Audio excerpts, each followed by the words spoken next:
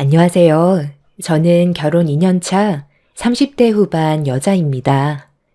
몇 달 뒤면 매년 찾아오는 추석 명절이 코앞으로 다가오다 보니 마트에서는 벌써부터 명절 선물을 한창 예약받고 있더라고요. 정신없이 움직이는 직원을 보고 있는데 작년 추석 때 있었던 안 좋은 기억이 저를 힘들게 만들었고 불과 작년에 있었던 일이라 정신적 충격에서 아직 빠져나오지 못한 저는 장을 끝까지 못 보고 다시 차로 돌아오게 되었습니다.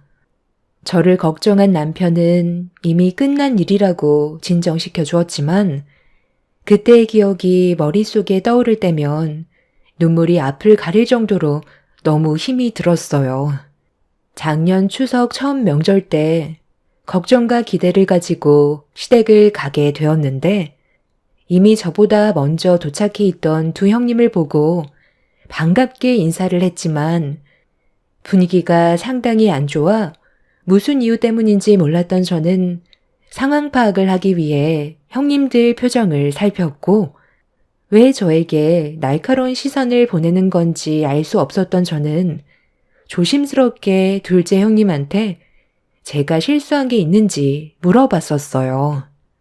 저를 빤히 쳐다보던 둘째 형님은 머리도 나쁜 게 눈치도 없다면서 갑자기 막말을 퍼부어대며 화를 냈어요.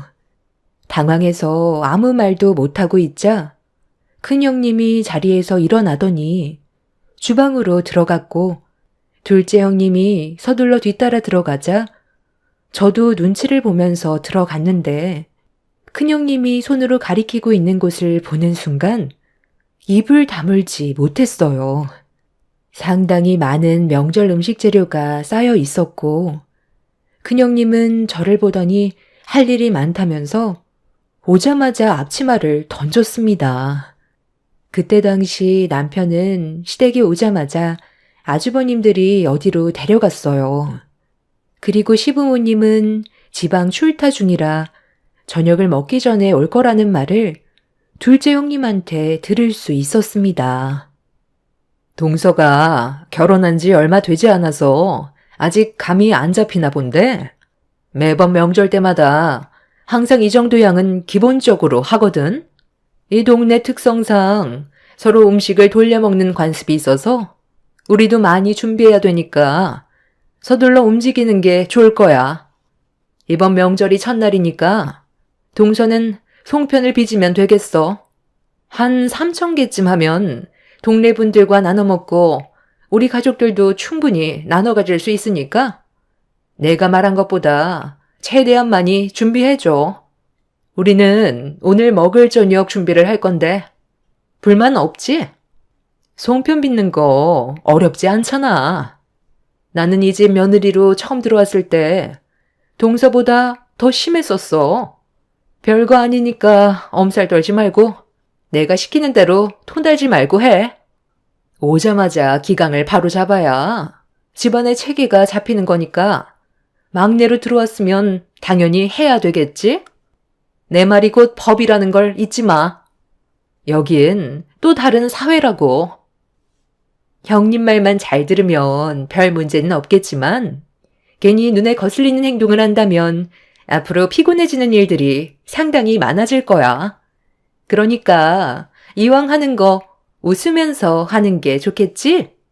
나는 어머님이 동서를 왜 며느리로 받아들였는지 아직까지 잘 모르겠는데 정말 이해 안 되는 건 요즘 개나 소나 대학 졸업장은 가지고 있을 텐데 고졸이라는 말에 얼마나 놀랐는지 몰라. 형님이랑 내가 대학 교수인 건 알지? 대화가 안 통하는 걸 떠나 섞이는 게 문제가 된다는 거야. 동서만 고졸이지 우리 집안 식구들 전부 다 대학은 나왔다고. 집안이 못 사는 것도 아니라던데 무슨 사정이라도 있었어? 고졸에서 멈춘 이유가 있을 거 아니야. 제가 하고 싶은 일을 하려고 고등학교까지만 졸업했는데 그게 잘못된 거라도 있는 건가요? 저는 지금까지 살면서 문제가 된다고 생각한 적 단 한 번도 없는데요. 형님들이 원하는 대학 교수 직업을 선택했던 것처럼 저 또한 제가 하고 싶은 사업하면서 원하는 삶을 살고 있는데 그게 그렇게 중요한가요? 요즘 시대에도 고졸, 대졸 따지는지 몰랐는데 제 주위에 대학 나온 애들만 봐도 전공을 살리기는커녕 본인이 하고 싶은 일이 아니라 먹고 살기 위해 어쩔 수 없이 다른 직업을 택하는 경우가 대부분이더라고요.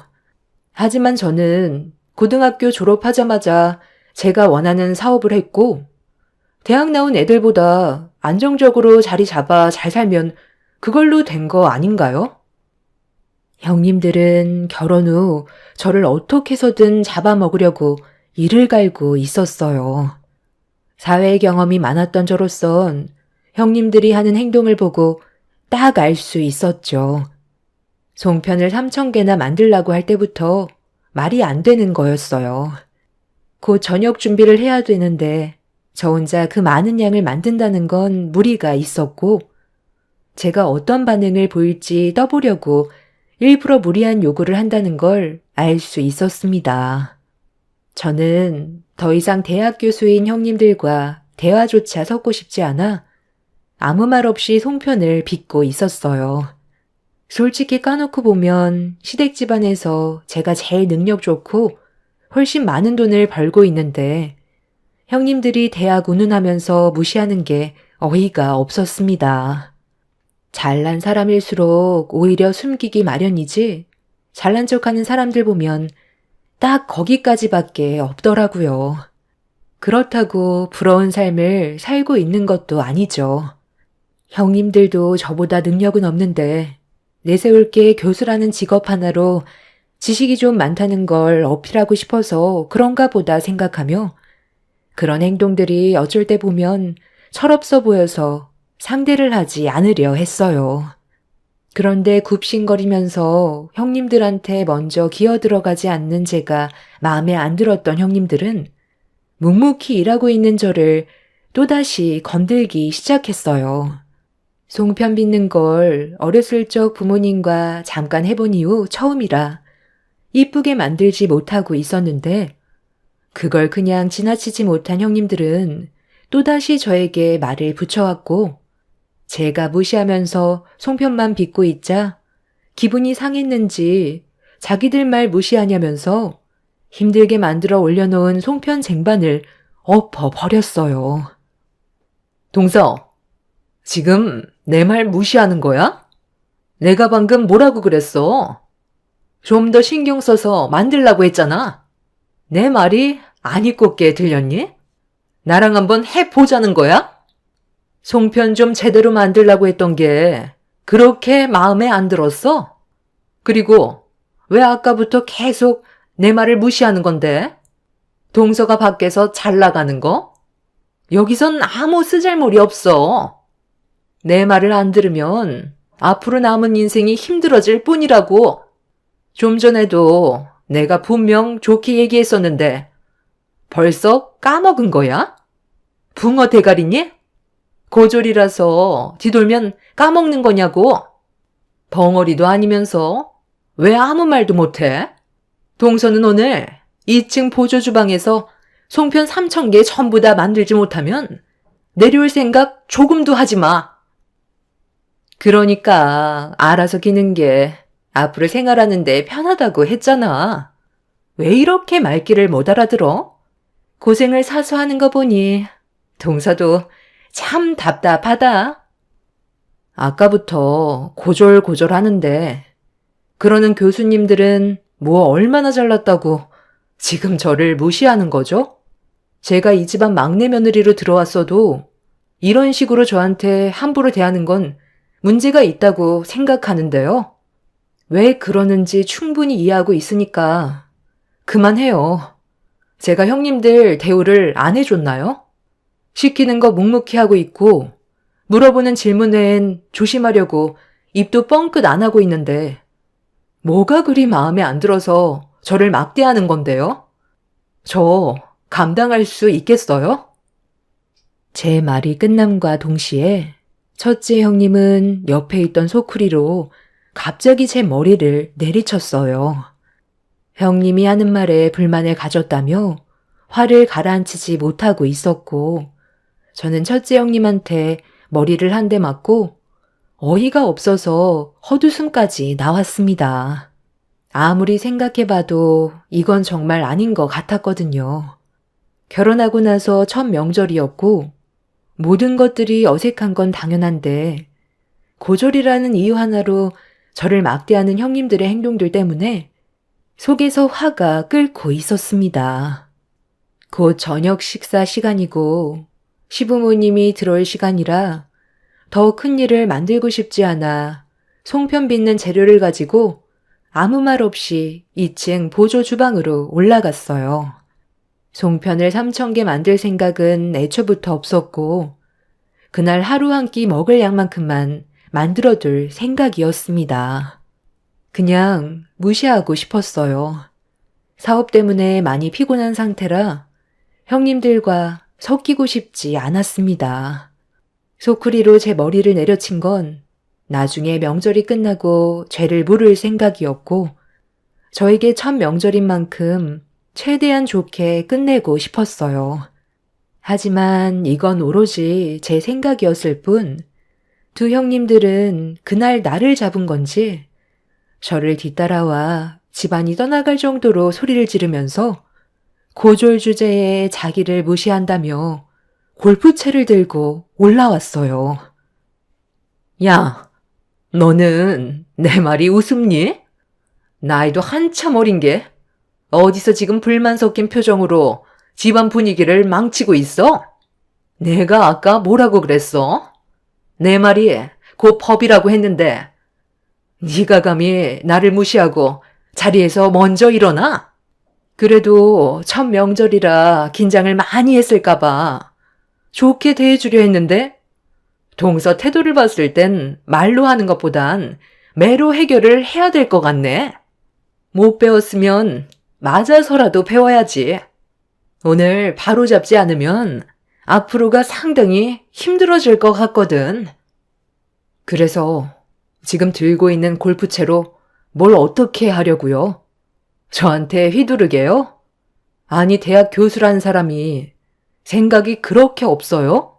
그걸 저한테 휘두르면 제가 가만히 있을 것 같아요? 지금 달고 있는 교수직 내려놓고 싶은가 봐요? 요즘 사업 운영이 너무 바빠서 정신이 없이 살다 보니 힘들어서 좀 쉬고 싶었는데 잘 됐네요. 그냥 쉬는 건 돈이 안 되기 때문에 쉬지 못하고 있었는데 이번에 땡값도 받으면서 쉴 수 있게 해주겠다니 저로선 너무 감사한데요? 형님이 그런 깊은 뜻이 있는 줄 정말 몰랐어요. 왜 머뭇거리세요? 형님이 잃을 게 너무 많을 것 같아서 머뭇거리고 있는 것 같은데 그런 각오도 없이 골프채 들고 온 거예요? 어머, 동서. 지금 형님한테 그게 무슨 말버릇이야? 그냥 죄송하다는 말 한마디 끝나는 건데 왜 일을 이렇게 크게 만들어? 서로 좋게 지내면 되는 거잖아.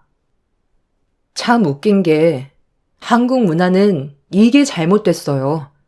막내 며느리로 들어왔으면 무조건 형님들 말에 따라야 하는 거고 뭐든 죄송하다고 굽신거리면서 살아야 되는 거예요? 요즘 시대가 어떤 시대인데 누가 예전처럼 자기 의사표현도 하지 않고 온갖 상처 다 받아가면서 시키는 일 묵묵히 하고 있겠어요. 이 집안에서만 막내 며느리지 밖에선 저도 대표 소리 들으면서 대우받으며 살아간다고요. 그리고 대학 교수나 됐으면 배울 거 다 배운 양반들일 텐데 애들 소꿉장난도 아니고 이게 지금 뭐 하는 짓이죠? 고졸 나왔으면 무시당하는 게 당연한 거고 대학 나왔으면 대우를 받아야 된다고요? 교수부터가 그런 생각을 가지고 있는데 학교에서 애들이 뭘 보고 배우겠어요? 적어도 사람의 인격을 무시하는 행동을 해선 안 되는 거 아니에요? 그 학교 학생들이 정말 불쌍하네요. 여기가 군대도 아니고 기강을 잡아야 된다는 말부터가 어이가 없어요. 그냥 서로 좋게 웃으면서 잘 지내면 얼마나 좋아요. 이렇게 서로 얼굴 붉히고 있다가 시부모님 오시면 집안 분위기 감당할 수 있겠어요? 제가 눈을 치켜 세우고 형님들한테 불만을 털어놓은 순간 첫째 형님은 제 말에 화가 치밀어 올랐는지 골프채를 치켜 올려 세웠고 둘째 형님이 말리려 했지만 이미 이성의 끈을 놓아버렸는지 고조리 겁도 없이 시댁 집안 며느리로 기어 들어왔다며 사정없이 휘둘렀고 무방비 상태였던 저는 결혼 첫 명절날 꼼짝없이 매타작을 당하게 되었습니다. 첫째 형님의 충격적인 행동에 놀란 저는 비명을 질렀는데 그 순간 뒤에서 버럭 소리를 지른 시모의 목소리가 들려왔어요. 지금 이게 뭐하는 짓들이야? 너네가 막내 며느리는 첫 명절이니까 모르는 게 많은 건 당연한 거니? 잘 좀 가르쳐주려고 몇 번이나 부탁했었는데 이게 지금 무슨 일이지? 왜 막내 며느리한테 골프채를 휘두른 건데? 네가 한 행동이 나한테 납득되지 않으면 이 상황 절대 조용히 넘어가지 않을 거다. 어머님이 좀 전에 어떤 상황이었는지 전혀 모르시잖아요. 막내 동서 편만 들어주면 안 되는 거라고요. 제가 왜 이렇게까지 했는지가 중요한 거 아니에요? 제가 옆에서 지켜봤잖아요. 막내 동서가 형님 성격을 긁었다니까요. 오죽했으면 골프채까지 휘저었겠어요. 말하는 게 얼마나 싹수가 없었는데요. 그래서 지금 너는 이런 상황이 잘 됐다는 거니? 말리지는 못할 망정 옆에서 부추기고 있어? 막내 며느리가 뭘 잘못했는지 드러나 보자. 빨리 설명해봐. 제일 큰 문제가 뭐겠어요? 학벌도 안 좋은 게 우리 집안 식구로 들어온 것부터가 잘못이죠. 고졸 주제에 결혼은 하고 싶었나 봐. 그것뿐인 줄 아세요? 제 말을 무시하는 행동까지 보였다니까요. 손윗 사람이 얘기하면 깍듯하게 고개 숙이고 들어와야 되는데 잘난 것도 하나 없는 게 고개를 치켜들고 있잖아요. 제가 옆에서 봤는데 어머님, 막내 동서 하나 때문에 조용히 잘 지내고 있던 우리 집안 문제 생기면 안 되잖아요. 다른 며느리 드리는 게 좋지 않겠어요? 네가 제일 나빠. 중간에서 좋게 해결 볼 생각을 해야지. 한쪽 편만 들면 오히려 더 심각해진다는 거 모르니? 그리고 고졸이 뭐 어때서? 내가 며느리로 받아줬는데 니들이 뭔데 이래라 저래라야? 너희가 시임이라도 되니? 학벌이 안 좋으면 이런 식으로 함부로 대해도 된다는 거야? 교수인 너희들은 학생들에게 그렇게 가르치니? 고졸인 사람들은 무시해도 된다고 그렇게 가르치냐고? 왜 묻는 말에 대답을 못해? 너희들 정말 그런 식으로 교육하는 거야? 그게 잘못된 건 아니잖아요. 집안 능력이 부족해서 대학 못 나오는 거? 그거 다 옛말이에요. 요즘 자기가 조금만 부지런히 움직이면 대학교 정도야 충분히 졸업할 수 있다고요. 그게 무슨 뜻이겠어요? 한마디로 게으르다는 거잖아요. 그리고 고등학교 때 놀고 먹었으니 들은 지식도 없어서 대학 가봤자 애들과 어울리지도 못할 것 같으니까 생산직에나 뛰어들고 한평생 공장에 처박혀서 남은 인생 노동만 죽어라 하다가 급에 맞는 사람 만나 결혼해서 쥐질이 궁상처럼 살겠죠. 그래서 최소한 대학은 나와야 대우를 해주라고 그렇게 애들한테 교육하고 있는데 제 교육 방식이 틀렸다고 생각한 적 단 한 번도 없어요. 너 지금 그걸 말이라고 하니? 어떻게 그런 정신 상태로 교수를 하겠다는 거야?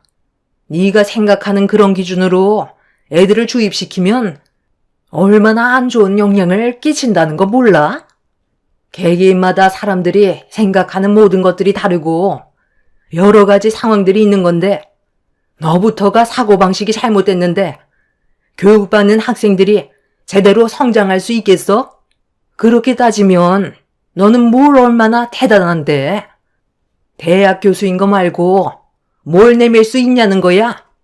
막내 며느리가 우리 집안에서 제일 능력이 좋은 건 알고 있니? 고등학교만 졸업했는데 번듯한 회사 만들어서 대표 소리 듣고 있다. 이 집구석에서 이런 대우받을 사람이 아니라는 거야. 썩어 빠진 너희들의 정신상태 내가 오늘 바로 잡아주마. 너희들 당장 따라 나와. 내가 없는 사이 감히 이런 일을 저질러? 너희들 오늘 아주 그 말 쏙 들어가게 해주마. 시모는 저보다 더 흥분을 가라앉히지 못하고 있었어요. 그 사이 남편과 아주버님들이 집으로 들어왔고 쑥대밭이 되어 있는 집안을 보자마자 사색이 된 얼굴로 쓰러져 있는 저를 부축해 주었습니다. 남편은 어떻게 된 일이냐고 물어보길래 상황을 설명해 주면서 힘겹게 몸을 일으켰어요. 남편은 형님들의 이해할 수 없는 행동들에 분노했고 가만두지 않겠다며 난리치는 거 아주버님들과 시부가 힘겹게 말리고 있었어요. 남편과 아주버님들은 알고 보니 첫 명절날 서로 좋은 추억 만들고 싶어 시장에서 특별히 주문한 케이크와 여러 가지 먹을 걸 사왔었는데 즐겁고 행복할 것만 같았던 그런 그림은 이미 산산조각이 나버린 상태였죠. 시모는 형님들을 데리고 뒷마당으로 가더니 소농장에 멈춰 세웠어요. 그리고 본인들이 저지른 잘못에 대해 저에게 진심을 다해 용서를 구하지 않는다면 그날 조용히 넘어가지는 않을 거라고 화를 냈습니다. 하지만 두 형님들은 저에게 용서를 구하는 건 자존심이 허락지 않았는지 아무 말도 하지 않고 있었어요. 아니 왜 저희들한테만 그러세요? 막내 동서가 처음부터 처신을 잘했다면 이런 일은 없었을 거라고요. 얼마나 따박따박 말대꾸를 했는데요. 동서한테도 잘못된 행동에 대해 추궁해야 되는 거 아니에요? 내가 지금 어디를 다녀왔는 줄 알아? 요양병원에 계시는 시어머니 뵙고 왔다. 막내 며느리는 우리 집안 식구로 들어온 지 얼마 되지도 않았는데 명절 전에 벌써 다녀왔다더라. 이제 기력도 많이 떨어졌는지 오늘 내일 하시는데 너희들은 바쁘다는 핑계로 얼굴 한번 보여준 적 있니? 막내 며느리는 사업 때문에 쉴 시간이 없는데도 시간 될 때마다 요양원을 다녀갔다더라. 그것뿐인 줄 알아? 자기 친할머니도 아닌데 잘 좀 봐달라고 요양원에 근무하신 분들한테 먹을 거며 선물 같은 것도 지속적으로 제공해 줬다는 말에 내가 얼마나 미안했는지 알아? 우리 가족들조차 신경 쓰지 못한 것들을 막내 며느리가 챙겼다. 너희들은 그동안 뭘 했는데 명절날 놀고 먹기만 하고 요양원에 한번 가자고 하면 이 핑계에 저 핑계 대면서 귀찮아하는 거 다 알고 있었지만 그래도 지금까지 아무 말도 하지 않고 있었다. 너희들 사정도 있으니까 이해하려고 노력했어. 그런데 오늘 일은 도저히 조용히 넘어갈 수 없을 것 같구나. 마지막으로 기회를 주는 거니까 당장 막내 며느리한테 잘못한 부분에 대해 용서를 구하고 특히 큰 며느리 넌 손이 발이 되도록 빌거라. 콩밥 먹고 싶지 않으면 당장 싹싹 빌라고. 두 형님들은 시모가 화를 내며 얘기하는데도 눈 하나 깜빡이지 않고 저에게 조금도 사과하려 하지 않았어요. 그 모습을 지켜보던 시모는 결국 더는 참을 수 없었는지 소 농장으로 들어가더니 바가지에 소 배설물을 한 바가지 가득 푼 다음 소똥보다 못한 것들이라고 두 형님들의 얼굴을 향해 사정없이 부어버렸습니다. 시모의 돌발 행동에 경악을 한 두 형님들은 비명을 지르면서 소똥을 뒤집어 쓴 상태로 마당에 있는 수도가로 달려갔어요. 시모는 두 형님들이 씻지 못하게 수도 밸브를 차단시켰고 물이 나오지 않자 시모에게 화를 내면서 집 밖에 있는 농수로로 달려가 자신들의 몸을 빠뜨렸습니다. 그렇게 온몸이 젖어 있는 상태로 시모에게 뭐 하는 짓이냐고 화를 내자 시모는 농수로에서 소 배설물을 닦고 있는 두 형님들에게 그곳이 너희들이 있을 곳이라고 집에는 얼씬도 하지 말라며 다시는 시댁에 찾아오지 말라고 화를 내셨어요. 시모는 저에게 큰형님한테 당한 거에 대해 법적으로 신고하라면서 직접적으로 도와주겠다며 위로를 해 주셨어요. 그날 한바탕 난리가 난 이후 저는 변호사를 선임해 첫째 형님이 저에게 저지른 행동에 대해서 법적으로 고소를 진행했어요. 그리고 이 문제가 학교에서까지 소문이 퍼지면서 일이 커지게 되자 교수 생활에까지 영향을 받게 되었고 그로 인해 아주버님과의 관계에도 안 좋은 영향을 끼치게 되었습니다. 둘째 형님도 예외는 아니었어요. 둘째 아주버님이 실망을 많이 했는지 동생인 남편이 너무 큰 상처를 받아 괴로워하는 모습에 잦은 부부 싸움으로까지 이어졌고 집안 분위기는 날이 가면 갈수록 심각해져만 갈 뿐 좋아지지 않았습니다. 남편은 첫째 형님의 행동에 조금의 선처도 없을 거라고 확고한 의지를 밝혔고 저 또한 같은 입장이라 법적인 처벌을 받아 자기가 뭘 잘못했는지 깨닫게 해주고 싶었어요. 자식들도 있으면서 본이 되는 모습을 보여줘야 하는데 그렇지 못한 행동들은 차후에 아이들에게까지 안 좋은 영향을 끼치게 되는 건 안 봐도 뻔하기 때문에 상황이 악화가 되더라도 확실하게 짚고 넘어가야 했었죠. 그렇게 저희 부부가 밀어붙이자 그제서야 자신의 인생에 심각한 문제가 생기게 될 거라는 걸 인지했는지 합의를 하기 위해 저희 집에 찾아왔어요. 둘째 형님도 아주버님과 이혼 얘기까지 나오면서 문제가 커지게 되자 좋게 해결하고 싶어서 왔다며 같이 찾아와 본인들의 잘못을 인정하고 있었습니다. 동서, 내가 그땐 정말 미안했어. 내가 솔직하게 얘기할게. 동서는 고졸인데 사업에 성공을 해서 잘 나가는 모습을 보니까 그냥 배가 아팠어. 내 성격상 남이 잘 되는 모습을 별로 좋아하지 않거든. 그런데 어머님이 동서만 챙겨주는 모습들이 너무 질투가 나는 거야. 고졸 주제에 사업도 성공했고 어머님한테까지 인정받은 그런 모습들이 비교가 되기 시작하니까 그냥 얼굴만 보기만 해도 싫게 느껴지더라고. 그래서 동서를 괴롭히고 싶었고 상처를 주고 싶었던 거야. 그런데 그런 것조차 내 마음대로 안 되니까 나도 모르게 화가 치밀더라고. 결국 해선 안 될 행동으로 동서한테 상처를 줬지만 앞으로 내가 잘하면 되잖아. 우리 관계 충분히 좋아질 수 있다고 생각해. 시작은 안 좋았지만 앞으로 살아갈 날이 더 많잖아.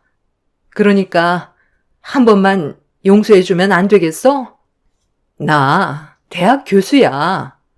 콩밥 먹는 순간 교수 생활 끝이라고. 어떻게 고개를 들고 다닐 수가 있겠어? 소문이 얼마나 안 좋은지 동서도 잘 알잖아.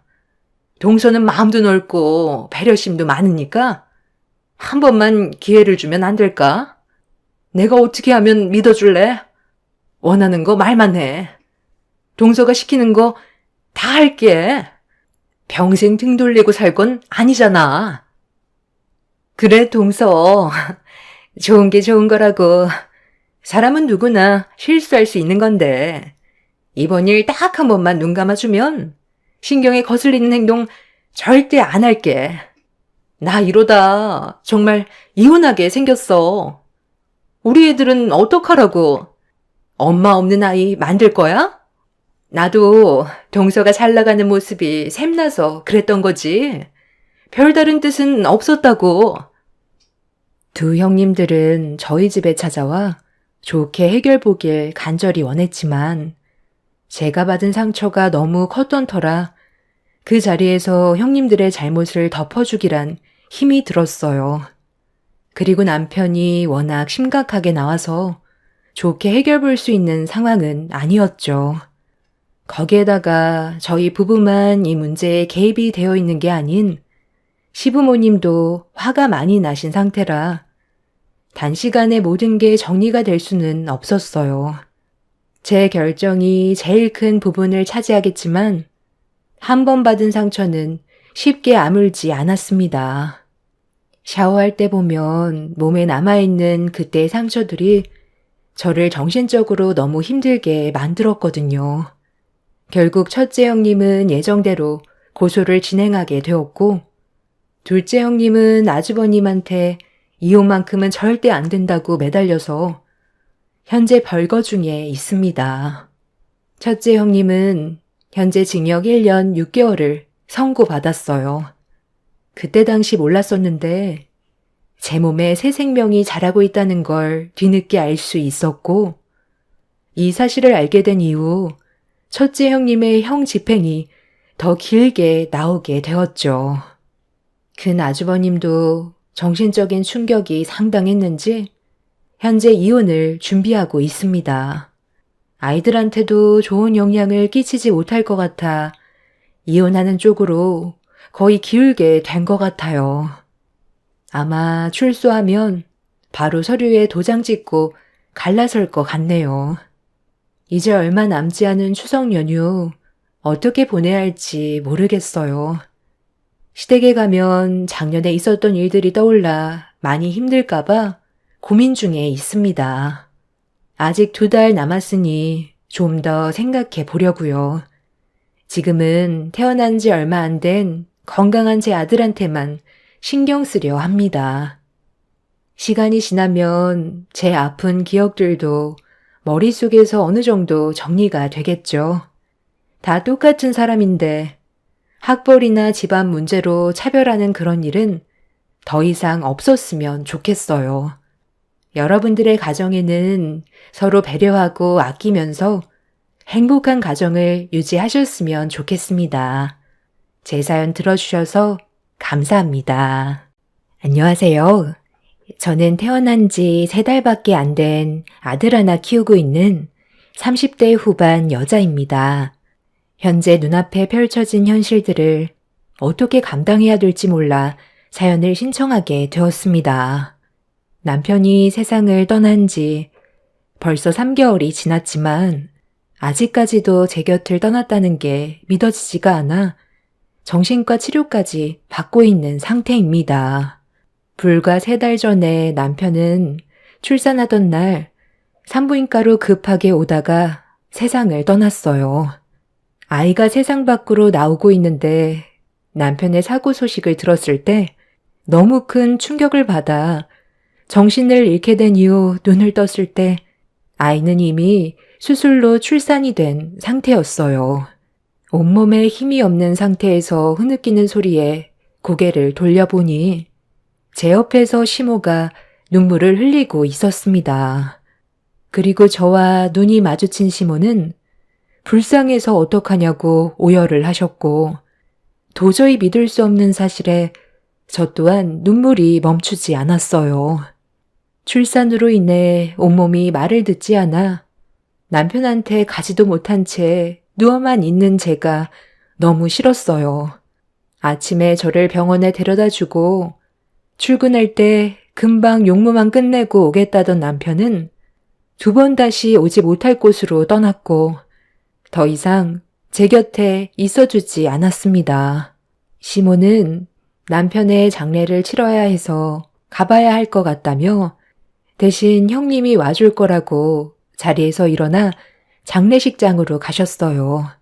그렇게 1시간이 지나고 형님이 문을 열고 들어왔어요. 에휴, 참, 세상 살다 보니 별일 다 있지? 하필 동서 출산날 서방님이 교통사고로 떠나게 될지 누가 알았겠어. 지금 장례식장은 완전 초토화가 됐어. 동서도 지금 심정 말이 아니겠지만 현실을 받아들여야지 어쩌겠어. 어차피 누구나 결국 세상을 떠나게 되잖아. 일단 동서 몸부터 챙겨야지. 그래야 장례식장에 갈 거 아니야. 지금 상태론 걷기도 힘들지? 아마 내 생각엔 장례식장에 가는 건 무리이지 싶은데. 출산 직후 어떻게 몸을 움직여? 에휴, 서방님은 세상 떠나기 전까지도 심보가 고약하더니만 결국 벌을 받은 거지. 나는 서방님이 갈 때 돼서 갔다고 생각해. 동서랑 이제 막 태어난 아이가 안타깝긴 하지만 누굴 탓하겠어? 동서가 서방님을 선택했잖아. 지금 눈앞에 놓인 현실에 좌절하는 것보단 앞으로 어떻게 살아가야 할지부터 걱정하는 게 좋겠어. 아마 동서는 한동안 우리 집에서 생활하게 될 거야. 지금 살고 있는 집이 어머님 명의로 되어 있었잖아? 그 집 정리하실 것 같아. 아무래도 서방님이 살던 곳이니까 보는 것만으로도 괴롭겠지. 다른 집 구할 때까지 있는 거니까 그렇게 오래 걸리지는 않을 거야. 어차피 나도 요즘 사업이 한가해서 한동안 집에 있을 거거든. 내가 그래도 아이들을 키우는 동안 노하우도 많이 생겼으니 옆에서 많이 도와줄 테니까 부담 갖지 말고 들어와.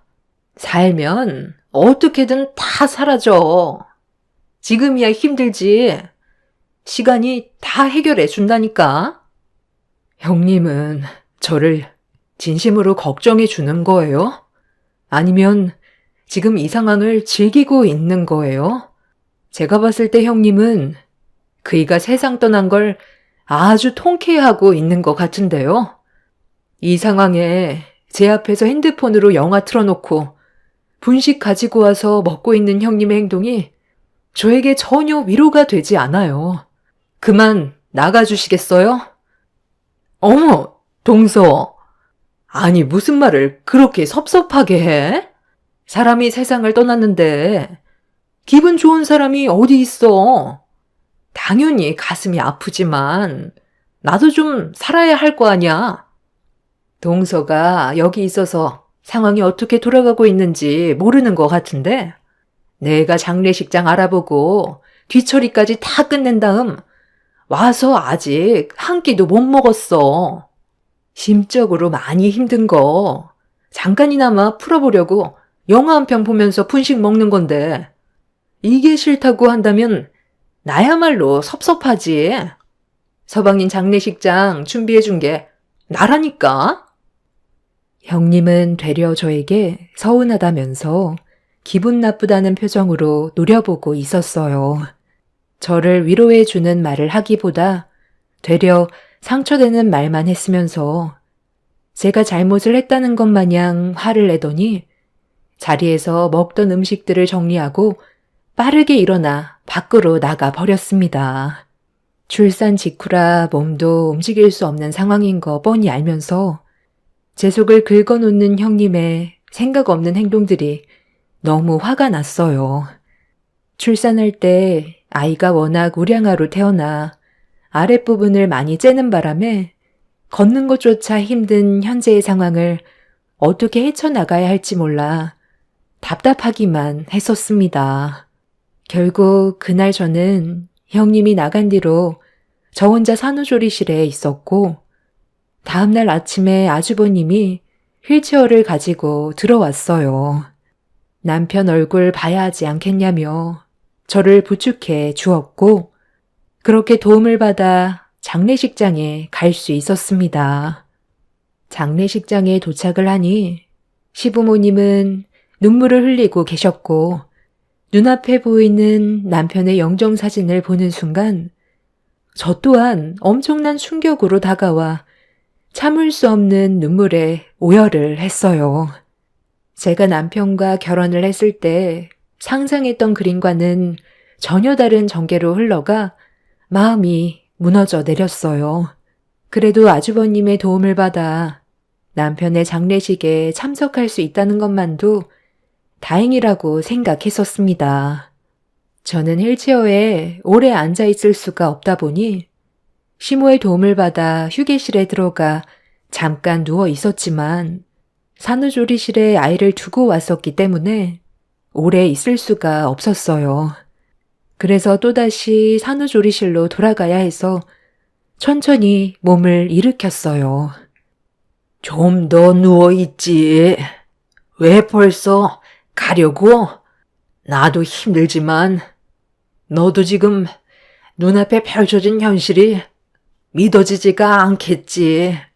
산후조리실에 있는 아이도 신경이 쓸 텐데 우리 아들 장례도 치러야 하니 머릿속이 얼마나 복잡하겠어.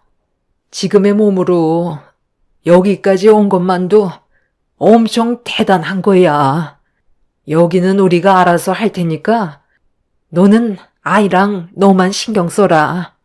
되돌릴 수 없는 현실을 받아들이면서 살아야지 어쩌겠니.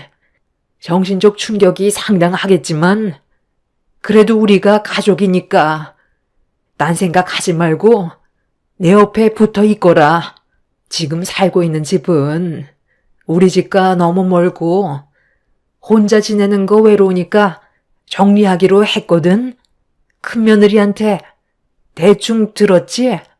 내 생각엔 우리 집에서 같이 지내게 하고 싶지만 그건 네가 불편해할 수도 있으니까 최대한 가까운 곳에 집을 알아보기로 했다. 지금 큰며느리가 시간이 많이 난다고 해서 집 알아보는 동안만 잠깐 부탁했거든. 오래 걸리지 않을 테니 불편하더라도 잠깐만 지내도록 하자. 지금까지 홀로 외로이 살아오면서 많이 힘들었을 텐데 내 아들까지 떠나게 될 줄 누가 알았겠니? 그래도 둘 사이에 태어난 아이가 있으니 너무 절망하지 않았으면 좋겠다. 우리 서로 이 상황을 이겨내자꾸나. 시모는 제 손을 잡곤 눈물을 흘리셨어요. 지금까지 살아온 세월이 길진 않지만 그 짧은 세월 동안 저는 남편이 떠나기 전에 이미 2번의 아픔을 겪었었어요. 제가 초등학생이었을 때 엄마가 암으로 세상을 떠나셨고 아빠와 저는 엄마 몫까지 열심히 살아가면서 밝은 미래를 위해 앞만 보며 달렸었어요. 없는 형편이었지만 제 곁에 아빠가 있어서 행복했었습니다. 그런데 제가 20살이 되고 첫 취업을 해서 첫 월급을 받았을 때 제가 아빠한테 처음으로 식사 대접을 해드리려고 외식을 하기로 했었어요. 그런데 하필 그날 아빠는 제 곁이 아닌 엄마의 곁을 따라가게 되었죠. 공사 현장에서 일을 하셨던 아빠는 추락사로 떠나셨고 사랑하는 사람을 둘이나 잃었던 저는 더 이상의 희망은 없었어요. 무엇을 바라보면서 살아야 할지 몰라 하루하루가 너무 힘이 들었었고 무의미한 삶을 물 흘러가듯이 살아갔었는데 어느 날 제 마음속에 한 사람이 들어왔고 차갑게 얼어있던 저를 녹여주었던 남편과 결혼까지 이어질 수 있었어요.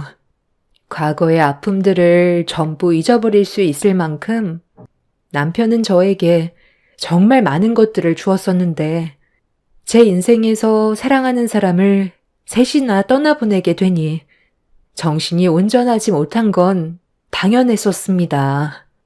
그래도 정말 절망 속에 제가 버틸 수 있었던 건 남편과 저와의 사이에서 태어난 아이가 옆에 있었기 때문에 살아갈 수 있었습니다.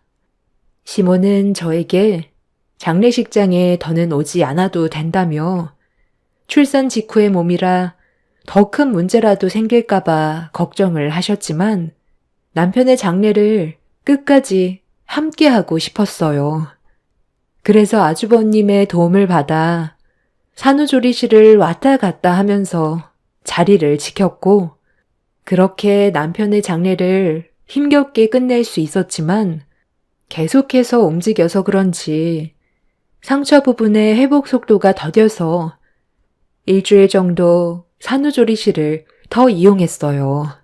혼자서 어느 정도 움직일 수 있는 상태가 되었을 때 시모의 말대로 형님 댁에 잠깐 머물면서 도움을 받게 되었고 형님은 산후조리실에 있었던 일들 때문에 그런지 차가운 분위기를 조성했지만 그래도 저와 아이를 위해 많은 것들을 도와줬어요.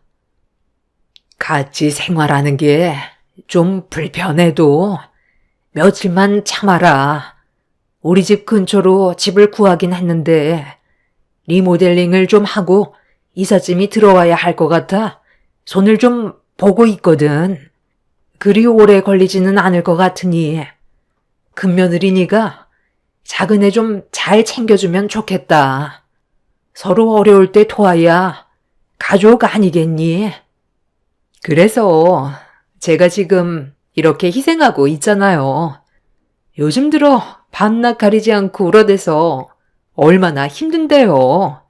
가족이니까 버티고 있는 거지 남이었으면 당장 때려치웠어요. 저도 애 둘을 봤지만 이렇게까지 울지는 않았었거든요. 한 번 울음 터트리면 진이 빠질 때까지 눈물을 쏟아낸다니까요. 하루빨리 지금의 상황들이 정리됐으면 좋겠어요. 요즘 그이도 일이 바빠 잠도 못 자는데 집에 와서까지 마음 편히 눈도 못 붙이니 얼마나 힘들겠어요. 저희가 희생하는 노력 어머님은 알아주셔야 돼요. 저번에 말씀하신 거 저희한테 전부 넘겨주실 거죠? 왜? 저번 설 명절날 대화했던 거 있잖아요. 아, 재산 문제요. 어차피 서방님 세상 떠났는데 형제끼리 나눌 필요도 없이 그이한테 몫이 전부 돌아가야 하는 거 아니에요?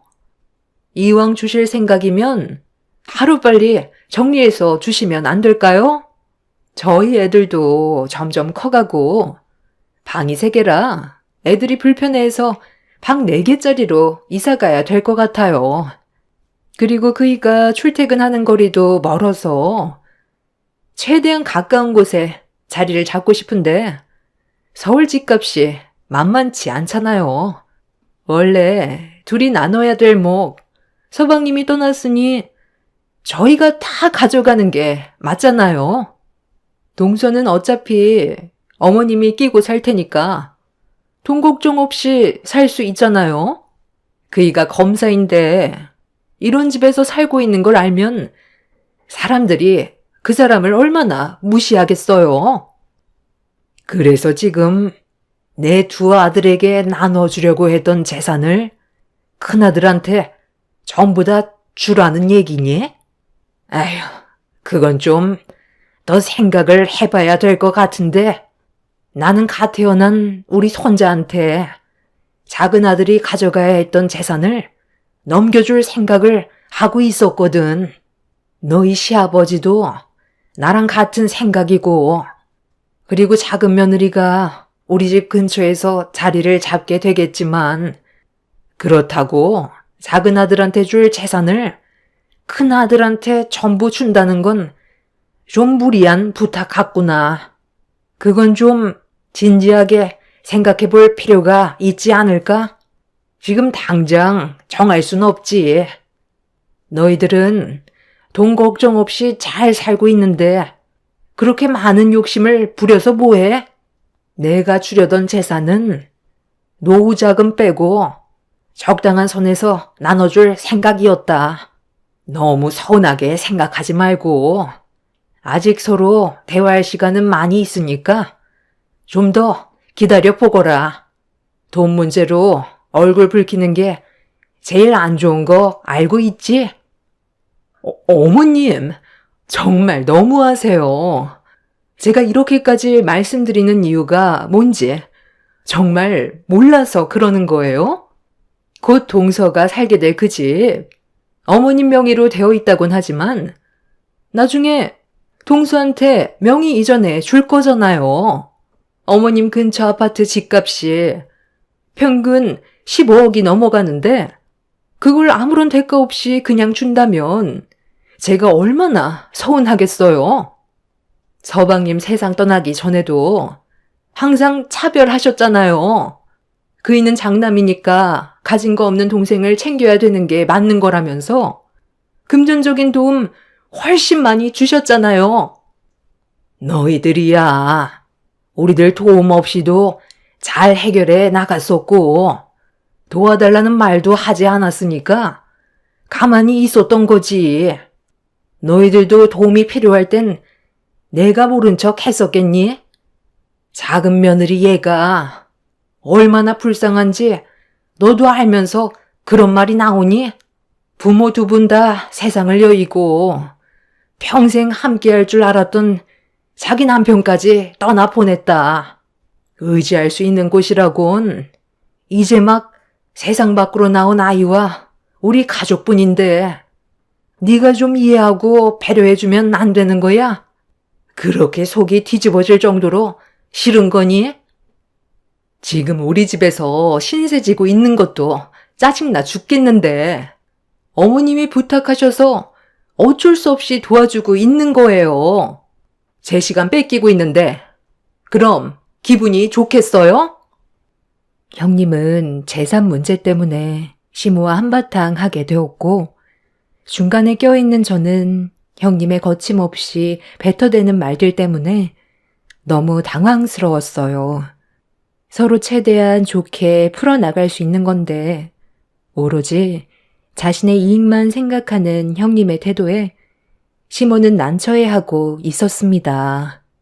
저도 형님 집에 얹혀 있으면서 그냥 놀고 먹는 것도 아니고 눈치가 보여 식모살이 하듯 제가 할 수 있는 것들을 최대한 도와드리고 있었는데 좋은 말 한마디 듣지 못해 서운하긴 했었지만 제가 신세를 지고 있는 입장이라서 아무 말도 하지 않았어요. 형님은 오로지 시모가 주겠다던 재산을 혼자 전부 차지하려고 저를 도와주는 척 했던 거지. 실질적인 도움을 크게 주지는 않았습니다. 한마디로 보여주기식이었지만 그래도 형님 집에 있으면서 안정적으로 아이를 키울 수 있다는 거에 참고 있었는데 시모와 안 좋은 말들이 오고 간 이후 집으로 돌아가시게 되자 형님과 제가 단둘이 남게 됐을 때 갑자기 무서운 눈빛으로 저를 노려보더니 잠깐 앉아보라면서 거침없이 막말을 퍼부었어요. 동서도 어머님이랑 같은 생각이야? 내가 지금 잘못한 것 같냐고. 따지고 들면 내 말이 맞는 거잖아. 어차피 서방님 세상 떠났는데 그 재산 당연히 우리 그이가 전부 가져가는 게 맞는 거잖아. 저기 지금 누워있는 저 아이가 몇 살인데 벌써부터 돈이 필요해. 차라리 그 돈 저 아이가 성인이 될 때까지 돌리면 더 큰 돈을 만질 수가 있다고. 옆에서 동서가 내 편에 서서 한마디라도 거들었다면 이렇게까지 심각한 분위기가 만들어지지는 않았겠지. 동서도 돈 얘기가 나오니까 욕심이 났었나 봐. 입 한번 뻥끗하지 않고 어머님한테 나랑 돈 얘기하는 거 가만히 듣고만 있었잖아. 동서는 어머님 옆에 거머리처럼 찰싹 달라붙어서 절대 떨어지지 않겠지. 물주가 앞에 있는데 동서가 두 발로 나가겠어? 타이밍도 참 웃기지. 애만 없었어도 바로 내쳐졌을 텐데 하필 또 이렇게 맞아떨어지게 될지 누가 알았겠어. 세상은 요지경이라더니. 동서도 보면 인생살이가 참 질긴 것 같다. 나는 딸만 둘인데 동서는 아들 손자 낳았으니 얼마나 좋으시겠어? 그러니 어머님이 15억이 넘는 아파트에 들어갈 살 수 있게 리모델링까지 싹 해서 몸만 들어갈 수 있게 만들어 주잖아. 이래서 사람은 타이밍이 중요하다는 거야. 나중에 그 집 동서 명의가 될 텐데 어머님이 나눠주는 재산까지 가져가면 우리보다 훨씬 더 많이 돈을 가져가게 될 수도 있는 거잖아. 내가 그 꼴을 어떻게 봐? 속이 뒤집어져서 혈압 올라 쓰러질걸? 그러니까 동서는 내가 하는 말 잘 들어. 어머님 재산 관심 없으니까 우리 그이한테 전부 넘겨도 된다고 그래. 그리고 그 집에서만 살 수 있게 해달라면 되는 거잖아. 이 한마디 하는 게 어려운 건 아니지? 동서가 둘째로 들어왔으면 당연히 가져가는 것도 적어야 되는 거라고. 서방님도 떠난 마당에 시부모님 재산 노리는 건 확실히 잘못된 거지. 내 말 틀렸다고 생각하지 않지? 동서는 지금 서방님이 곁에 없으니 핀껍데기나 다름없는데 손자 아들 하나 낳아줘서 겨우 붙어 있을 수 있다는 거 잊지 말고 기억해야 할 거야. 무슨 말인지 이해했지? 동서의 위치를 알고 행동하라는 거야. 형님이 이런 식으로 말하지 않아도 저도 어느 정도 인지는 하고 있었지만 그렇다고 그이가 세상 떠난 지 얼마 되지도 않았는데 기분 좋게 들어오신 어머님한테 재산 얘기를 꼭 꺼냈어야 했어요? 형님 때문에 집안 분위기가 안 좋아지고 있다는 거 몰라요? 저도 이 집에 붙어 있는 거 눈치 보여서 얼마나 힘든데요. 그래도 며칠만 신세 지는 거니 최대한 참고 있는 거라고요. 그리고 형님이 지금까지 했던 말들 전부 어머님이랑 저한테 상처되는 말들이에요. 제발 말 좀 가려서 하세요. 입 밖으로 내뱉기 전에 생각부터 하라는 거예요. 어머님이 집으로 돌아가시면서 얼마나 마음이 안 좋겠어요. 돈이 인생의 전부는 아니라고요.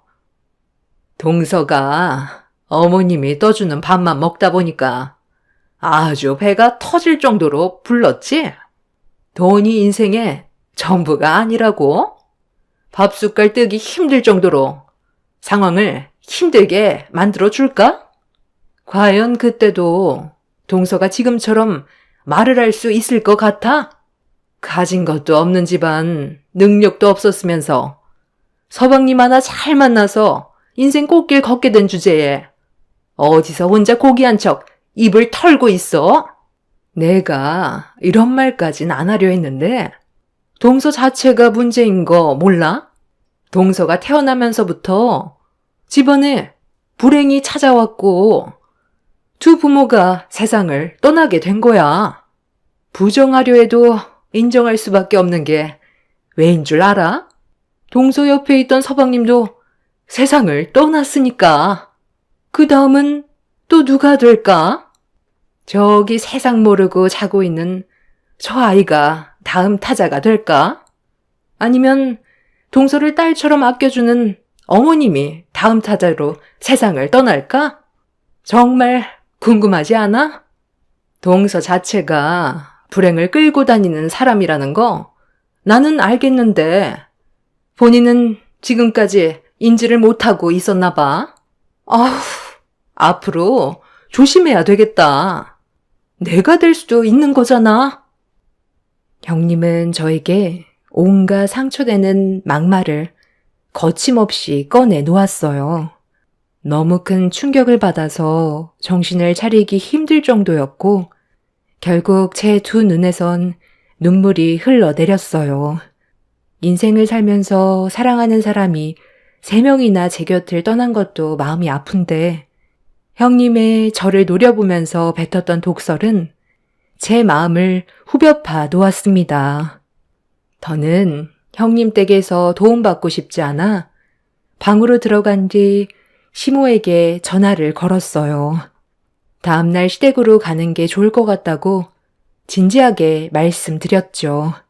시부모님은 사업을 하고 계시다 보니 집이 비어 있어서 도움을 주지 못할 것 같아 형님 집에 잠깐 있으라고 했던 거였는데 차라리 시댁에 있는 게 정신건강상 훨씬 좋을 것 같아 다음날 아침에 시댁으로 가기 위해 준비를 하기 시작했어요. 시모가 아침 일찍 저를 데리러 오겠다면서 통화를 끝낸 뒤 그날 방에서 한 발자국도 나오지 않았습니다. 형님과 마주치는 것조차 너무 싫었어요. 그렇게 아이를 돌보면서 다음 날이 오길 기다렸고 아침이 밝아오자마자 저는 챙겨두었던 짐가방을 현관문 앞에 빼놨어요. 인기척에 잠에서 깬 형님이 방문을 열며 밖으로 나오더니 제가 짐을 챙겨둔 모습을 아무 말 없이 쳐다보고 있었습니다. 어제 방에서 통화하는 거 잠깐 들었는데 어머님 댁으로 들어가려고? 그래도 내가 옆에서 도와준 시간들이 있는데 인사도 없이 가는 건 너무 섭섭한걸? 아침에 조용히 나가려고 했어요. 형님 자고 있을까봐 방해하고 싶지 않아서요. 그리고 어제 그런 일들이 있었는데 서로 웃으면서 대화하기에는 힘들잖아요. 그래, 나도 뭐 좋은 감정으로 동서와 얼굴 마주하는 건 힘들 것 같았어. 잘한 결정이야. 잠깐 기다려봐. 내가 혹시 모르니까 생활비라도 좀 줄게. 가만히 있어보자. 한 10만 원 정도면 되지? 시부모님 사업하시는데 시댁에서 혼자 지낼 거 아니야. 애가 아파서 병원이라도 가게 된다면 급하게 돈이 필요하잖아. 동서가 돈이 없는 건 아니겠지만 그냥 내가 주고 싶어서 그래. 그래도 가는 마당에 얼굴 붉혀야 되겠어? 아니, 그런데 내 기억으론 지갑에 딱 10만 5천 원이 있었는데 5천 원이 어디 갔지? 그이도 일 때문에 어제 안 들어왔는데 혹시 동서가 주방 테이블 위에 올려져 있던 내 지갑에 손댔어? 이제 막 태어난 저 아이가 내 지갑에 손댈 일은 없잖아. 우리 딸들은 교육을 잘 받아서 그럴 일 없을 테고 동서랑 나랑 있는 공간에서 가져갈 사람이 동서밖에 없잖아. 솔직하게 얘기하면 내가 조용히 넘어가 줄게. 내 5천 원 가져갔지? 네? 아, 갑자기 그게 무슨 말이에요? 제가 왜 형님 지갑에 손을 대요? 저는 어제부터 방에서 한 발자국도 나오지 않았어요. 형님이 어디에다 뒀겠죠. 아니면 돈을 쓰고도 기억하지 못할 수도 있는 거고요. 아직 잠이 덜 깬 건 아니에요. 10만 5천 원 있었다면 10만 원을 가져갔겠죠. 5천 원을 가져갔겠어요? 잠깐만. 동서, 나한테 지갑 좀 보여줄 수 있어? 내가 확인을 좀 해봐야 할 것 같아서. 지갑 이리 내놔봐. 우리 둘밖에 없었는데 어디서 지금 거짓말이야? 형님은 갑자기 제 가방을 뺏어 들어 바닥으로 쏟아냈어요. 그리곤 바닥으로 떨어진 지갑을 주워 들길래 뭐 하는 짓이냐고 화를 냈지만 형님은 저를 밀쳐버린 뒤 지갑 속을 확인해 보고 있었습니다. 그리고 그 지갑 안에서 5천 원이 나왔어요. 훔쳐가 놓고도 거짓말하는 거냐고 혼자 흥분을 해선 난리를 치기 시작했습니다. 제 지갑 속에 있던 5천 원은 기저귀 사고 남은 돈이었는데 그걸 본인 걸로 착각해서 훔쳐갔다고 혼자 생각하고 있는 형님의 태도에 어이가 없어 침착하게 설명을 하려 했지만 이미 두기를 닫아 버렸어요. 형님은 어디에 숨겼나 했더니 지갑 속에 넣어놨냐며 저보고 도둑년이라면서 베란다에서 골프채를 꺼내 들었어요. 저에게 성큼성큼 걸어오는 모습에 너무 놀라 현관문을 열고 밖으로 나가려는데 형님은 제 머리채를 잡더니 집 안으로 끌어낸 뒤 골프채를 사정없이 휘둘렀습니다. 억울하게 골프채로 매타작을 당하는데 제 몸이 온전치 않아 이리저리 피하면서도 속수무책으로 당하고 있었어요. 오해라면서 형님에게 진정하라고 했지만 형님은 이미 이성을 잃어 제정신이 아니었습니다.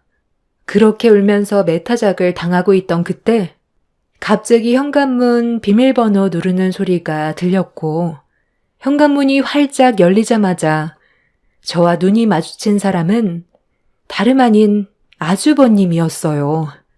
복장을 보니 함께 일하는 팀원들 같았고 뒤이어 경찰들이 줄줄이 들어왔습니다.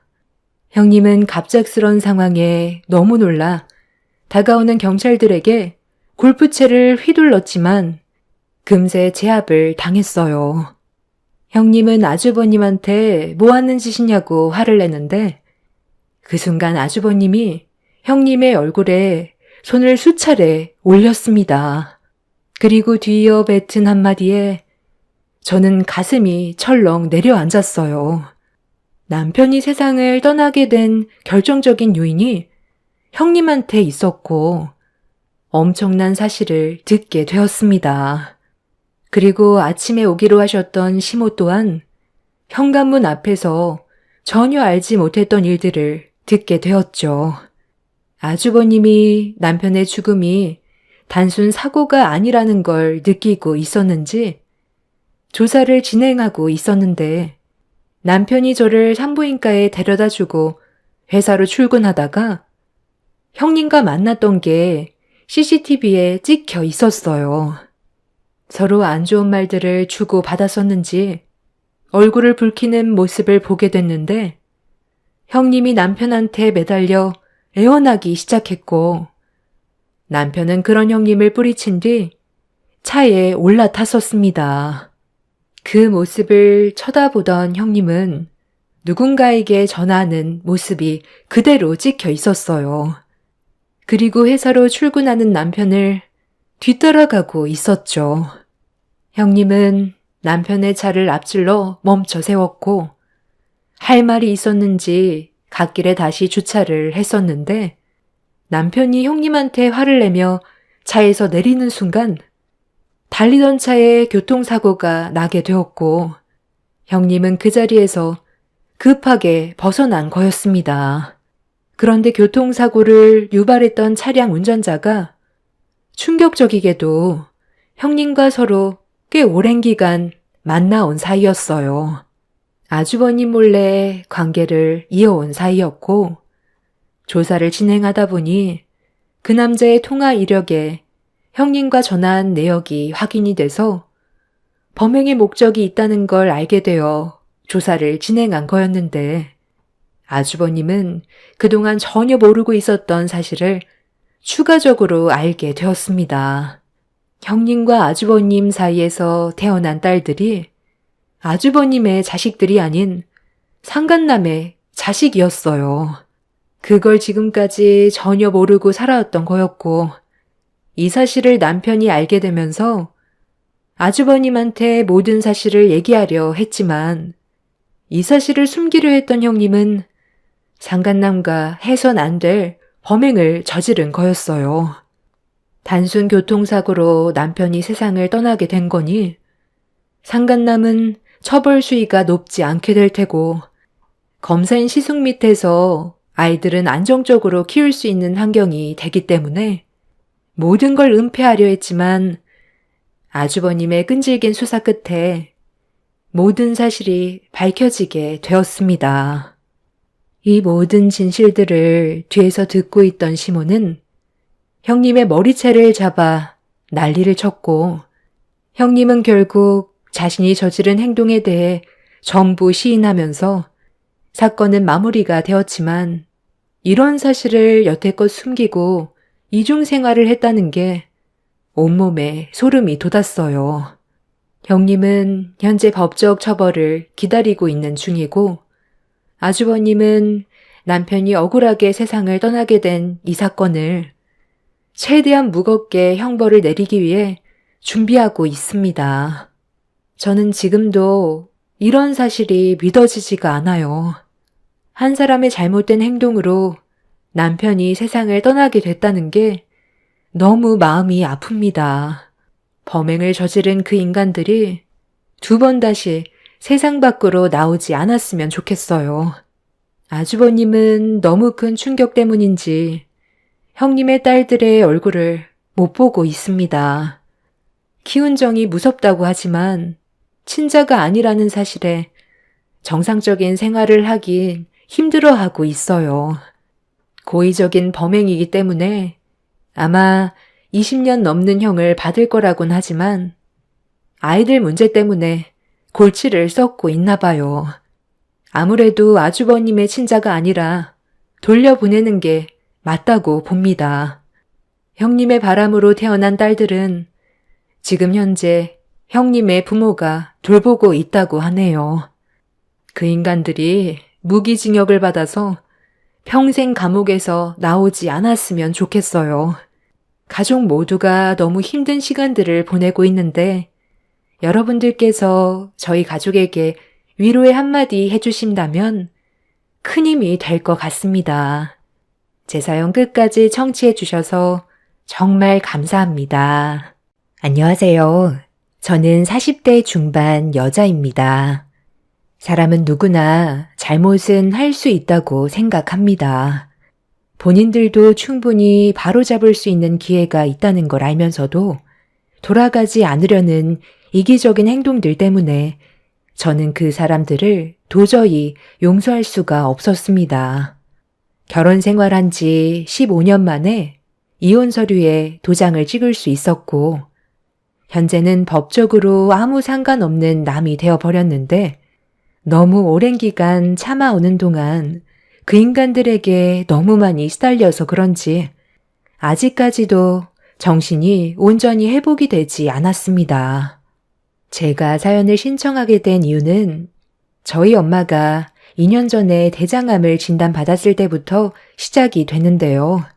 그때 당시 3기 초반이라 항암 치료만 꾸준하게 잘 치료해도 어느 정도 희망이 있다는 말을 들었었어요. 그래서 엄마는 병원에서 시키는 건 뭐든 다 했었죠. 어렸을 적 아빠가 건설 현장에서 추락사고로 세상을 떠나시는 바람에 엄마와 단둘이 정말 열심히 살아왔었어요. 그동안 온갖 고생 다 하고 이제야 어느 정도 안정적인 생활을 할 수 있었는데 엄마의 대장암 소식은 저에게 엄청난 절망으로 다가왔어요. 엄마도 저 혼자 남겨지는 건 원치 않는다며 어떻게 해서든 회복을 하시려 했지만 병마와 싸우는 게 생각했던 것보다 많은 어려움들이 있었습니다. 체력적인 소모도 커서 시간이 지날수록 엄마가 점점 지쳐가는 모습을 지켜볼 수밖에 없었어요. 좋아질 수 있는 희망이 있다던 의사의 말과 다르게 예상하지 못했던 상황들이 계속해서 터져 나왔어요. 수술로 암을 제거하고 어느 정도 숨 좀 쉴만 하면 다른 곳에서 또 암이 발견이 되는 일이 반복이 되었습니다. 저희 엄마의 몸에서 계속해서 나타나는 암세포가 혈액을 타고 장기 여러 곳을 돌아다니는 게 제일 큰 걱정거리였어요. 언제 어디에서 또다시 발병이 될지 아무도 모르는 상황이었죠. 면역력까지 떨어지다 보니 엄마의 몸에서 암세포는 활개를 치며 돌아다녔고 어떻게든 이겨보려 악착같이 항암 치료를 받았는데도 달라지는 건 전혀 없었습니다. 그렇게 암과 싸워온 지 2년의 시간이 흐른 끝에 좋아질 수 있을 거라는 희망은 절망으로 바뀌어 버렸고 저는 엄마를 떠나보낼 준비를 해야만 했어요. 절대로 제 곁을 떠나지 않겠다던 엄마가 저와 작별하려고 숨을 거칠게 호흡하실 때 너무 무서웠습니다. 엄마가 떠나는 걸 상상조차 해본 적이 없었고 평생 제 옆에 있어줄 거라 믿고 있었는데 암이라는 질병 하나 때문에 엄마를 떠나보내야 한다는 게 가슴이 찢어질 정도로 너무 힘이 들었습니다. 그런데 이런 심각한 상황 속에 남편과 시모는 제 아픔을 어루만져 주기는커녕 오히려 축배를 들고 있었어요. 당신 지금 여기서 뭐 하는 짓이야? 우리 엄마 언제 떠나는지 보려고 구경 왔니? 맥주랑 땅콩 당장 안 치워? 여기가 무슨 영화 관람하는 극장이야? 아이, 오늘 내일 하신다면서. 벌써 사흘째야. 오늘도 저러다 하루 넘기시겠지. 나는 뭐 이러고 싶어서 그런 줄 알아? 지루하니까 땅콩이라도 씹으면서 보려는 거야. 그래, 맞다. 오늘 넘기면 5일째잖아. 의사 말로는 세상을 떠나고 싶지 않아서 정신줄을 놓지 않고 있다던데. 너를 두고 먼저 떠나는 게 얼마나 싫으면 저러겠니? 이것만큼 지루한 것도 없다. 저기요, 사돈. 고통스럽게 명줄 붙잡고 있지 말고 이제 그만 떠나세요. 저희들도 생각해줘야죠. 하루 이틀도 아니고 이게 뭐예요? 저희도 이젠 너무 지치고 지겨워서 맥주 한 잔에 땅콩 먹고 있습니다. 제 말 들리시죠? 신체 부위에서 기가 제일 늦게 멈춘다면서요. 눈 감고 숨만 헐떡거린 지 벌써 4일째입니다. 저희 더 힘들게 하지 마시고 이제 그만 세상에 미련 버리세요. 내가 봤을 때 오늘도 저런 식으로 버티다가 하루가 또 지나갈 것 같다. 에휴, 그러게요. 맥주 한 병 가지고는 안 되겠는데요. 밑에 편의점에서 좀 더 사와야 할 것 같아요. 제가 어르신들한테 듣기론 건강식품을 많이 챙겨 먹으면 세상 떠날 때 숨이 잘 안 끊겨서 고통스럽게 떠난다던데. 장모님이 평소에 건강 생각해서 그런 식품들 엄청 챙겨 드셨나 보네. 그러니 저렇게 눈만 감고 버티시지. 저는 개념 없는 두 모자의 얼굴을 보고 싶지 않아 다 필요 없으니까 나가시라며 소리를 질렀어요. 남편과 시모는 화가 난 제 모습에 당황하면서 자리를 피했지만 좀처럼 화가 가라앉지 않았어요. 하루 이틀도 아니고 남편과 시모의 행동은 저를 너무 힘들게 만들었어요. 저는 엄마가 떠난다는 것 때문에 정신적인 충격이 상당한데 두 모자는 이런 상황을 즐기고 있었습니다. 그동안 저희가 얼마나 많이 도와줬었는데 엄마가 떠날 때 보인 두 모자의 모습은 제 화를 더 키웠고 이 일이 마무리되면 두 사람과의 인연도 정리할 생각을 가지고 있었어요. 인생에 필요 없는 사람들과 함께할 이유가 없다고 결정을 하게 되었죠. 숨 넘어가는 사람 앞에서 맥주와 땅콩을 사가지고 와서 먹고 있을 땐 당장이라도 두 모자의 머리채를 잡아버리고 싶을 정도로 화가 많이 났었습니다. 엄마의 마지막 순간에 안 좋은 모습 보여드리고 싶지 않아 최대한 이성을 놓지 않기 위해 두 모자를 내쫓았는데 집으로 돌아간 줄 알았던 그 인간들이 잠깐 화장실을 가려고 병실 밖을 나왔을 때 비상계단으로 향하는 모습을 보게 되었습니다. 왜 병원에서 맴돌고 있는지 이해하지 못한 저는 한마디 하려고 비상계단 문을 열었는데 두 모자의 대화에 깜짝 놀라 입을 다물지 못할 정도로 경악을 했어요. 너무 충격적인 대화라 온몸에 소름까지 돋았습니다. 대장암은 유전적인 요인이 상당하다던데 애미는 아직 몸에 이상 없다디? 이왕이면 안 싸돈 세상 떠날 때 같이 가면 장례를 2번 안 치러서 상당히 편할 텐데. 그래야 그 식당 우리가 가져갈 수 있을 거 아니야. 언제 떠날지도 모르는 며느리 목 빠지게 기다리는 것도 참 그렇네. 무슨 방법 없니? 식당을 우리 걸로 만들 방법 정말 없는 거야? 사돈이 떠났으면 그 식당 며느리한테 자동으로 넘어갈 텐데 명의를 너로 변경할 수 있게 계획 좀 세워봐라. 돈 되는 건 우리가 가져가야지. 저도 생각을 안 해본 건 아닌데요. 저 사람이 장모님 식당을 저한테 줄 이유가 없잖아요. 저도 식당 일을 같이 도와서 하는 입장이긴 했어도 저는 혈육이 아니라서 얻어갈 수 있는 게 아무것도 없더라고요. 그래서 제가 보상받을 수 있는 방법을 좀 생각해 봤는데 이거 어떤 것 같아요? 차라리 이게 더 속 편하지 않아요?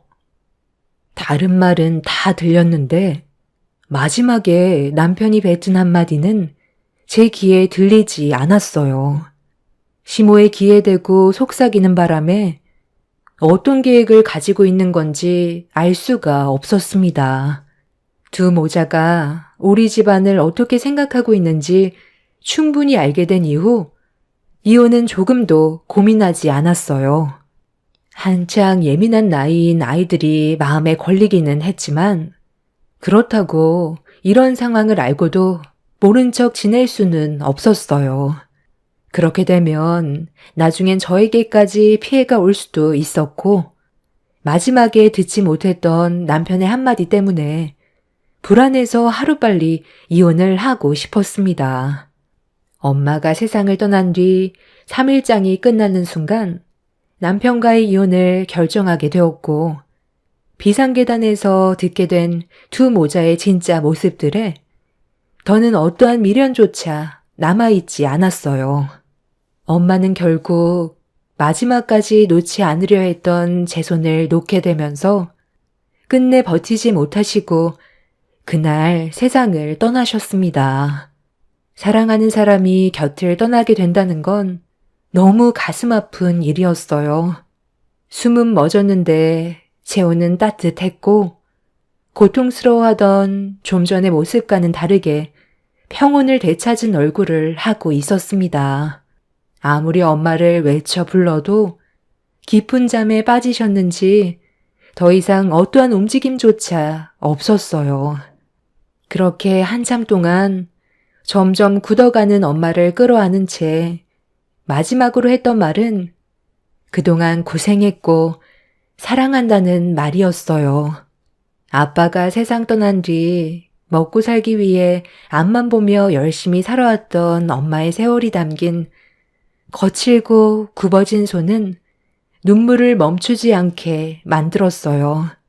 제가 옆에서 엄마의 일생을 모두 봤기 때문에 엄마를 떠나보내는 게 더 힘들었던 것 같아요. 그렇게 눈물로 엄마의 3일장을 치르기 위해 정신없이 준비하고 있는데 엄마가 떠난 소식을 접하게 된 남편과 시모가 장례식장에 고개를 내밀었습니다.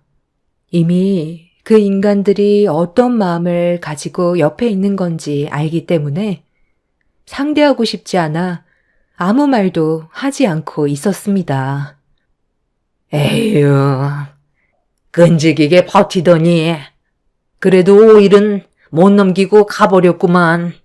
어차피 떠나게 될 거. 왜 이렇게 세상에 미련을 가져서 여러 사람 힘들게 한 거야?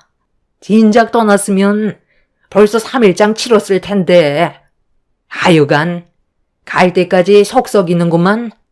요 며칠 신경 쓰여서 끼니도 제대로 먹지 못했는데 오래간만에 육개장에 밥 좀 말아 든든하게 먹어야겠다. 뭐니 해도 장례식은 육개장과 편육이지. 그리고 술이 빠져서야 되겠어. 애미 너도 그건 밥도 제대로 먹지 못했을 텐데 3일장 치르려면 체력이 많이 필요하니까 사람들 몰리기 전에 미리 밥 먹어두는 게 좋을 거다. 그런데 여기 공기가 왜 이렇게 냉한 거야? 다른 곳은 안 그러던데 여기만 유독 공기가 차갑네. 주위를 왜 둘러보세요? 뭐 찔리는 거라도 있는 거예요? 어머님이 지은 죄가 많으니까 그런가 보죠. 세상 떠날 날이 가까워오면 몸이 먼저 반응한다던데 어머님도 떠날 날이 얼마 남지 않았나 봐요. 우리 엄마가 먼저 가신 것뿐이지 어머님은 얼마나 오래 있을 것 같은데요. 그날이 하루라도 빨리 왔으면 좋겠어요. 당신 지금 말 다 했어? 우리 엄마는 아직까지 건강하시다고. 병실에서 맥주 한잔 한 것 때문에 아직까지 화가 덜 풀린 것 같은데 말 조심하는 게 좋을 거야. 나한테 방금 말 조심하라고 그랬어? 누가 먼저 잘못을 했는지 전혀 인지를 못하나 봐. 당신이랑 어머님이 하는 태도를 봐봐. 이게 지금 정상적인 집안이야? 그래도 우리 엄마한테 하루빨리 세상 떠났으면 좋겠다고 말을 하는 건 잘못된 거지. 장모님은 어차피 떠나게 될 상황이었잖아. 존말할 때 당장 사과드려. 늙으면 서러워서 못 산다고 하더니 그 말이 딱 맞나 보다. 하나밖에 없는 며느리 눈치 보여 살 수 있겠니? 밥맛 떨어져서 먹고 싶지도 않다. 시모는 저로 인해 기분이 상했다면서 장례식장을 나가 버렸어요. 남편은 저에게 나중에 따로 얘기 좀 하자면서 서둘러 시모를 뒤따라 나갔습니다. 그리고 두 모자는 3일장을 치르는 동안 단 한 번도 장례식장에 오지 않았어요. 주변 지인분들의 도움으로 무사히 엄마의 장례식을 끝낼 수가 있었습니다. 그렇게 힘겨운 시간이 끝나고 정신줄 하나 붙잡아 집으로 들어가려는데 며칠간 식당 관리가 전혀 안 되어 있어서 대충 정리한 뒤 집으로 가야 할 것 같아 잠깐 식당을 먼저 가게 됐는데 문을 여는 순간 저는 눈앞에 펼쳐진 광경을 보고도 믿기 어려울 정도로 엄청난 충격을 받게 되었어요. 남편과 시모는 술이 가득으로 취해 제정신이 아니었고 처음 본 사람들은 웃고 떠들며 부어라 마셔라 하고 있었어요. 시모는 식당 안으로 들어온 저를 빤히 쳐다보더니 비틀거리면서 제 앞으로 걸어왔어요. 그리곤 다짜고짜 얼굴에 손을 올려 붙이더니 주머니에서 뭔가를 꺼내 저한테 던지면서 막말을 쉬지 않고 퍼부어 댔어요. 애미야. 그 카드 한도 최대로 높여놔라. 일일 한도가 낮춰져 있어서 돈을 마음대로 쓸 수가 없잖아. 내 아들이 그러는데 그 카드 안에 돈 꽤나 많다면서? 너희 엄마가 남긴 돈이면 우리 돈이나 마찬가지인데 필요한 곳에 사용하면 좋잖아. 그리고 식당에 음식들 이거 방치하면 상하니까 내 지인분들 좀 초대했다. 다시 부족한 음식들 좀 더 만들어내오고 냉장고에 술도 거의 다 떨어졌으니까 새로 채워놔라. 오늘 코가 삐뚤어질 정도로 마셔야 되니까 네가 신경 좀 써줘라. 장모님이 글쎄 나를 위해 선물을 준비해 줬더라고. 카운터에 장모님 지갑이 떡하니 올려져 있는데 체크 카드 하나만 보이더라. 어차피 장모님 세상 떠나셨고 이제 우리 돈이나 마찬가지인데 마음대로 사용해도 되잖아. 그래서 당신 장례 치르는 동안 나는 우리 엄마 한 번도 해드리지 못했던 명품 가방이나 옷들 몇 개 좀 해드리고 좋은 곳에서 바람 좀 쐬고 왔거든.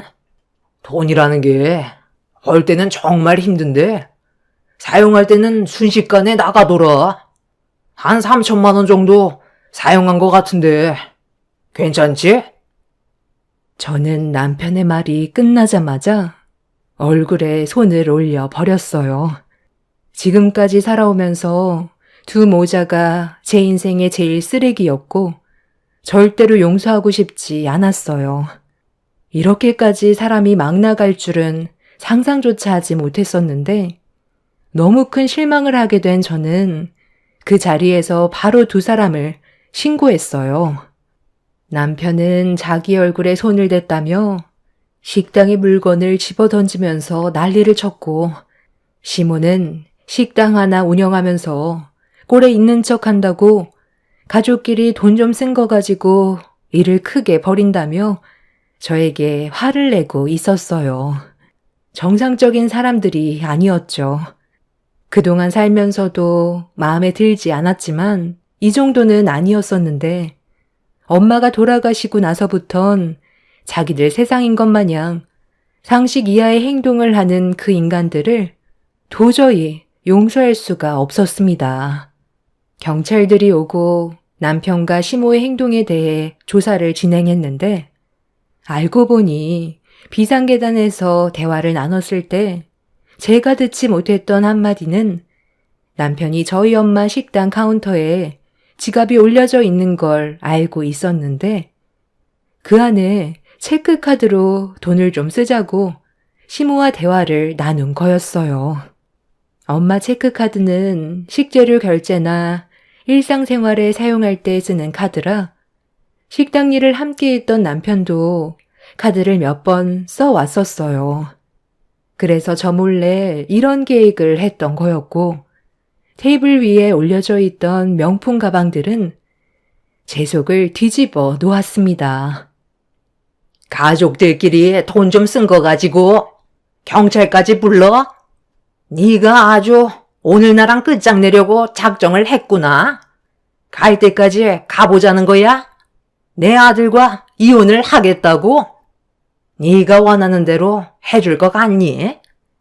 돈 그거 좀 썼다고 해서 인생이 달라지는 것도 아닌데 왜 이렇게 팍팍하게 꾸는 거야? 사돈 떠난 게 우리 잘못은 아니잖아. 지금 힘든 거 충분히 알겠는데 살면 또 사라진다. 시간이 알아서 모든 걸 다 해결해 줄 거고 다시 제자리를 잡을 건데 시애미가 지금까지 살면서 명품 가방 한번 구경 못 해봤다고 아들이 큰맘 먹고 결제해 줬는데 이 정도는 눈 감아줄 수 있는 거잖아. 그리고 그동안 우리 아들이 식당 일 하면서 얼마나 고생이 많았니? 그 고생한 만큼 보상이라 생각하는데 뭐가 잘못됐다는 거야? 지인들 식당에 초대할 수도 있는 거지.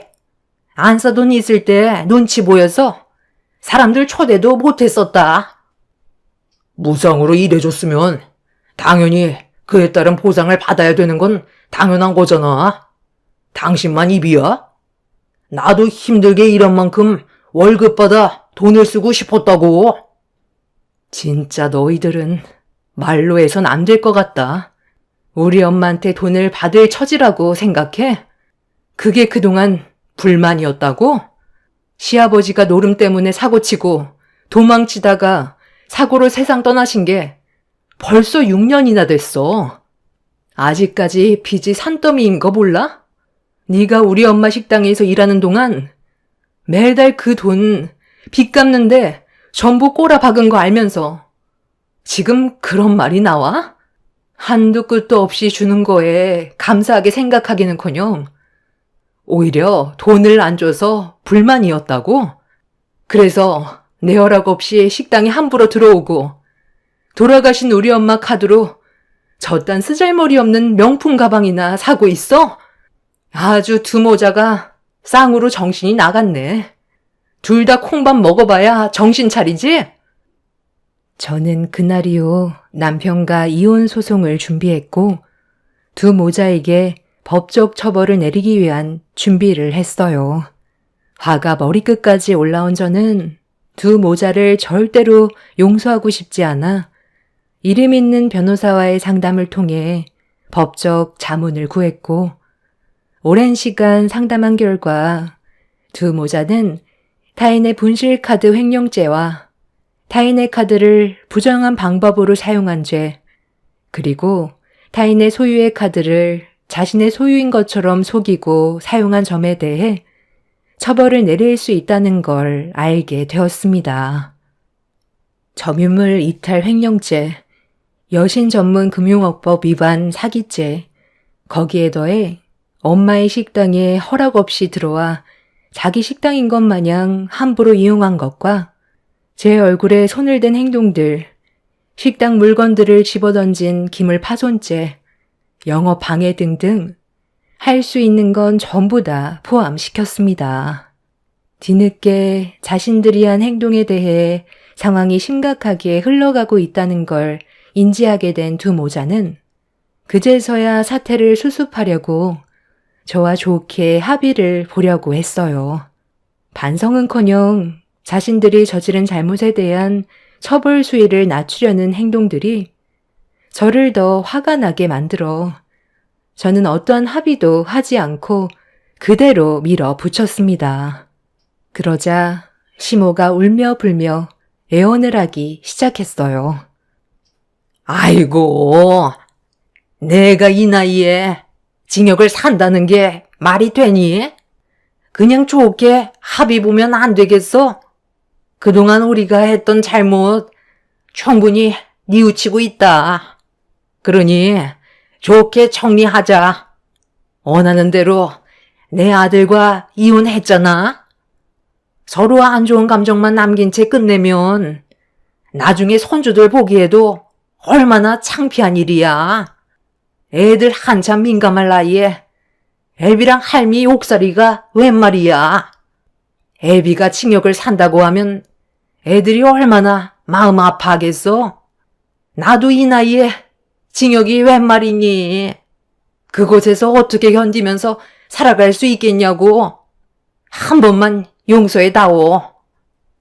왜요? 징역 사는 게 많이 두려우세요? 그럼 처음부터 잘했어야죠. 이제 와서 빈다고 달라질 건 아무것도 없어요.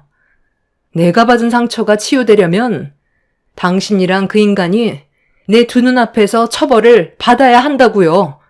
저는 절대 합의 없으니까 들어가서 거기서 생을 마감하던 달게 받으세요. 거기에서도 살면 다 사라져요. 사람은 새로운 환경에서도 빠르게 적응한다면서요. 제가 듣기론 최대 8개월 정도 징역을 받을 것 같다던데 너무 짧아서 1년까지 밀어보려고요. 마음 같아선 평생 나오지 못하게 하고 싶지만 법이라는 게 제 마음대로 되지 않잖아요. 아마 그 인간은 형량이 좀 더 길게 나올 거예요. 저희 엄마 집에 무단 침입해서 금품까지 빼갔었잖아요. 수사하던 도중 밝혀졌는데 이건 모르고 있었죠? 그 인간 차에서 엄마의 금품들과 돈 되는 물건들이 나왔다고요. 우리 엄마가 떠나셨는데 위로를 해주기는커녕 머릿속에는 돈 될 만한 물건이 뭐가 있는지 그것부터 생각했지 뭐예요. CCTV에 촬영된 날짜가 저희 엄마 장례가 시작되자마자 행동으로 옮겼더라고요.